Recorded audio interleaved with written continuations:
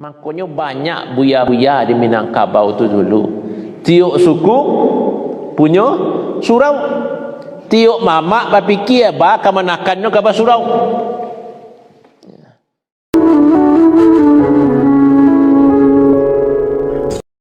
Makanya banyak buya-buya di Minangkabau tu dulu. Tiuk suku punya surau.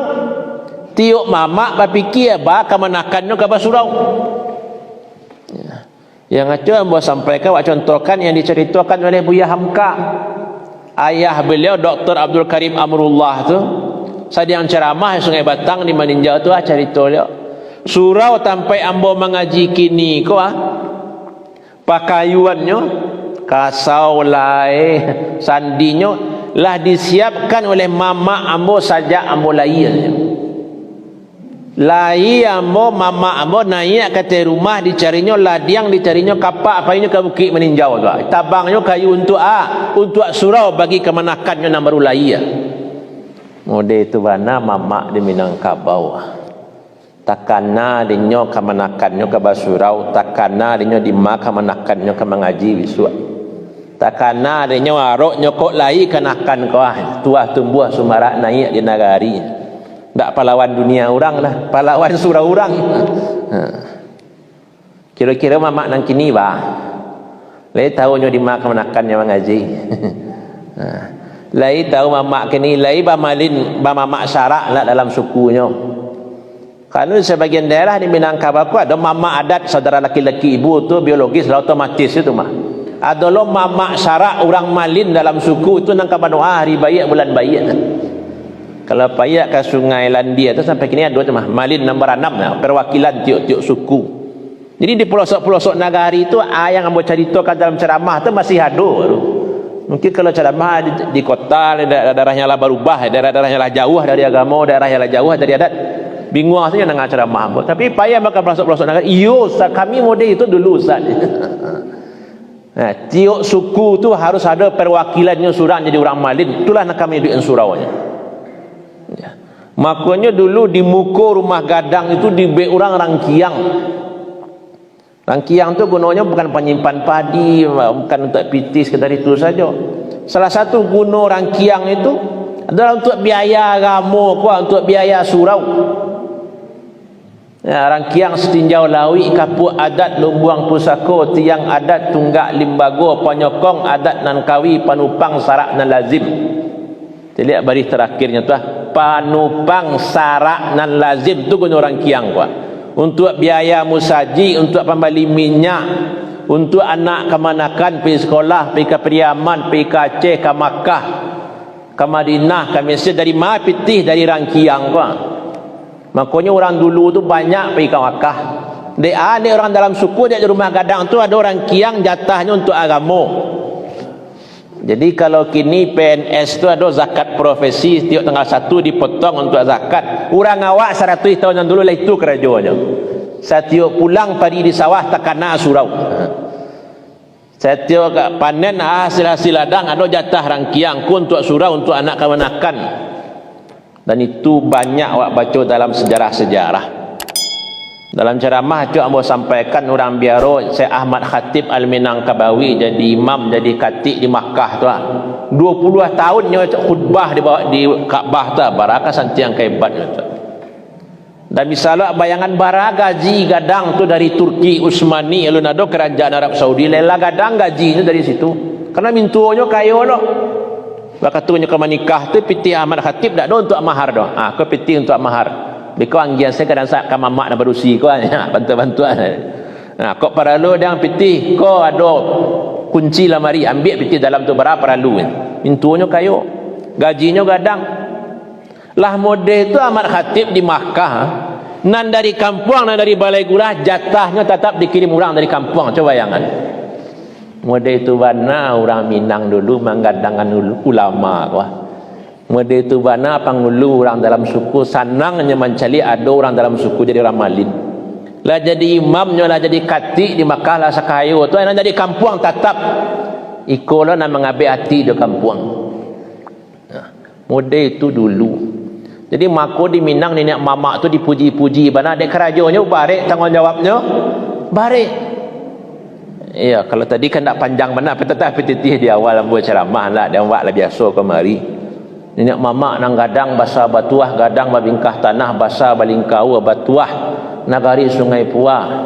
Nambah pucuk sabana bulek bahurek sabana tunggang pucuk bulek cawang ka langit urek tunggang cukam ka bumi badahan cupak jo gantang barantiang barih jo balabeh babengor rimbun di adat babuah ka tunam bana. Kan panjang bana pujian kan nenek mama tu. Dek karajonyo barek lo, tanggungjawabnya banyak lo. Di antaranya mambean suku untuk anak kemenakan, mendidik anak kemenakan supaya amuah masuk ke surau. Bahkan ya, pada bulan terakhir banyak orang bertanya kamu tentang Mahmud Yunus.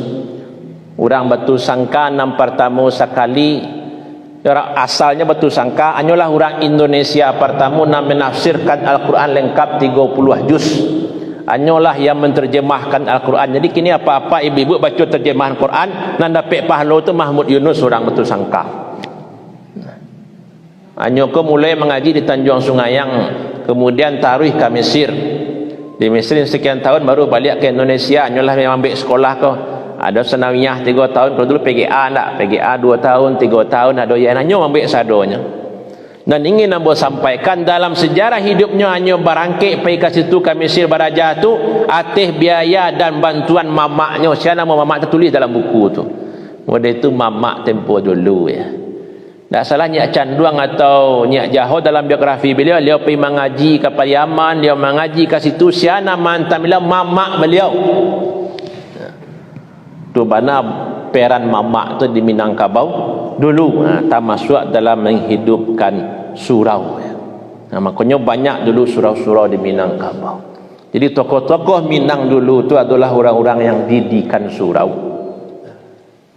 ya. Jamaah rahimakumullah, kini dan biswa kau kira-kira bantu surau kabaliak wak ka zaman dulu, zaman Nyak Canduang, Nyak Parabek, zaman Tuan Ku Imam Bonjol, ndak lo kan mungkin.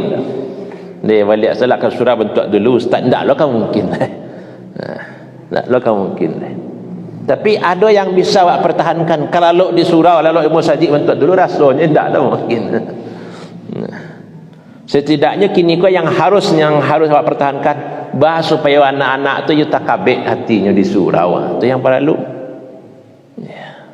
Makanya bukan ceramah kini kau dia orang lah banyak mengambil pondok tahfiz, mengambil MDA dan sebagainya, harus dakik ilmu sajid.